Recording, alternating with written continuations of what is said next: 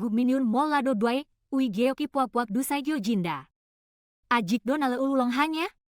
Naiga ulong calo buinya. Aju bugul ga kol bulgion ida. Aju kol bulgion. Iya.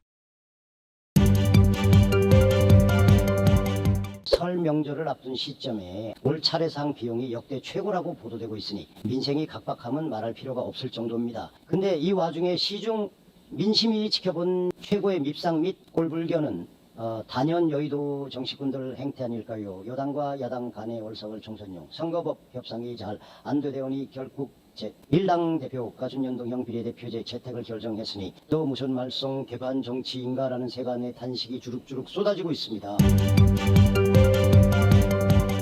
온갖 사법 리스크에도 당당한 민주당 이 대표가 지난 5일 연동형 비례대표제 승리의 길을 찾겠다고 발표했습니다. 이에 따라 민주당은 지역구 후보만 내고 위성정당으로 비례정당을 창당함으로써 압승으로 제1당 지위를 지키겠다는 해석이 관계자들로부터 나오고 있습니다. 소수 여당인 국민의힘은 병립형 비례대표제로 돌아갈 것을 요구했지만 역부족임을 느끼자 미리 위성정당으로 국민의 미래 창당 수순을 밟기로 했습니다. 그러니 이제 곧 위성정당이 우후죽순처럼 난립할 것은 불모듯 뻔한 형국입니다. 위성정당이란 국민을 눈속임하는 회용정당이라는 비판이 있었습니다. 민주, 국민의힘, 양당의 위성정당은 물론 제3지대, 개혁신당, 새로운 미래 등 얼마나 많이 쏟아져 나오는지 알 수 없습니다. 벌써부터 돈 봉투 사건으로 수감 중인 송영길 전 민주당 대표가 옥중에서 정치검찰 해체당 창당과 동시에 비례정당 창당도 추진한다고 발표했습니다. 조국 전 법무부 장관도 항소심 유죄 확정 판결을 눈앞에 두고 정당 창당을 추진한다고 발표했습니다.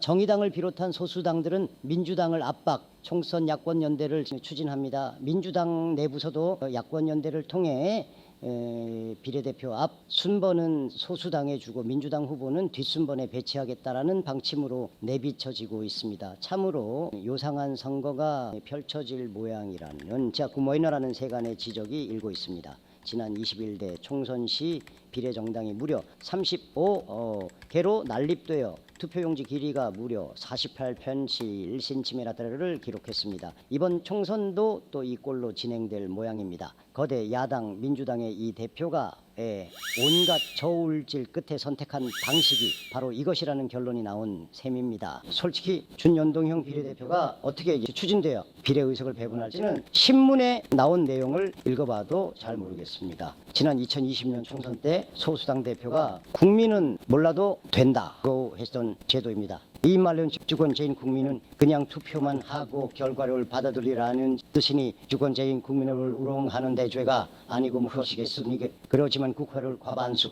의석수로 사실상 장악하다시피 한 거대 야당과 소수 집권당의 선택을 누가 말릴 재간이 있겠습니까? 협상하거나 야합하거나 그들만의 특권으로 통하는 것이 작금의 현실입니다. 참으로 요상한 아이디어의 발상이라고 볼 수밖에 없습니다.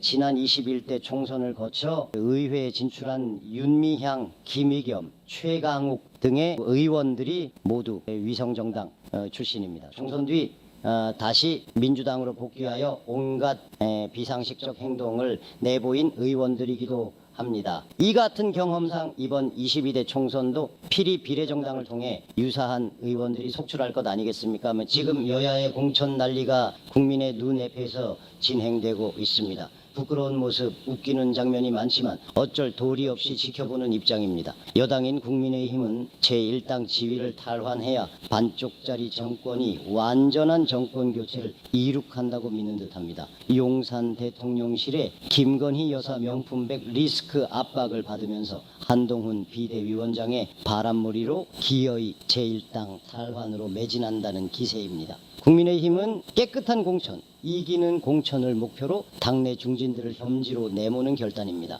그러나 부적격자가 발표되자 반발 및 탈당까지 거론되는 등 후유증이 심합니다. 더불어민주당은 친문과 친명 간 내분 속에서도 오로지 이 대표의 공천으로 일방통행 분위기로 보입니다. 당 대표의 사법 리스크도 총선까지 유예되는 것으로 확신하는 모습입니다. 이 대표는 여야놓고 윤석열 정권을 몽땅 검찰 독재로 규정하고 있습니다. 개혁의 딸로 불리는 극성지지 세력들이 모두 검찰 독재의 타도를 외치고 있습니다. 이에 국민의힘 한동훈 위원장은 검찰 독재였다면 이 대표는 벌써 감옥에 들어갔을 것이라고 반박하기도 했습니다. 또한 이 대표의 검찰 사칭 정화를 꺼내기도 했습니다. 김건희 여사 명품백 압박에 대해서는 문 정권 영부인의 리스크는 몇 배나 많았다고 반박했습니다. 벌써 오는 4월 총선 분위기가 순조롭기를 기대하기는 어렵다는 인상입니다. 선거개혁, 정치개혁을 누가 무슨 수로 추진할 수 있을까 막막한 느낌입니다. 돈!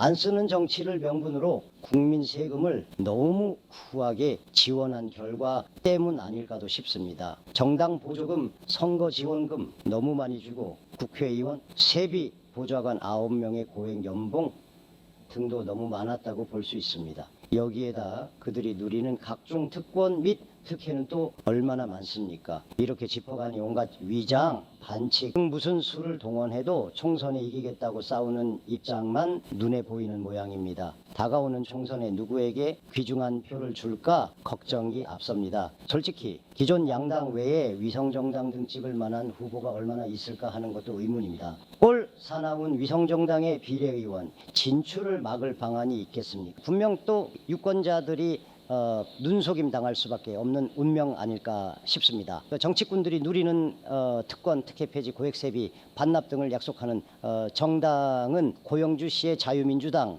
장기표 씨의 특권 폐지당 뿐입니다. 그러나 이들 신생 정당이 얼마큼 득표하는지 미지수입니다. 참으로 총선을 내다보는 심정이 무겁고 처량합니다. 감사합니다. 지금까지 이코노미 톡뉴스 배병규였습니다.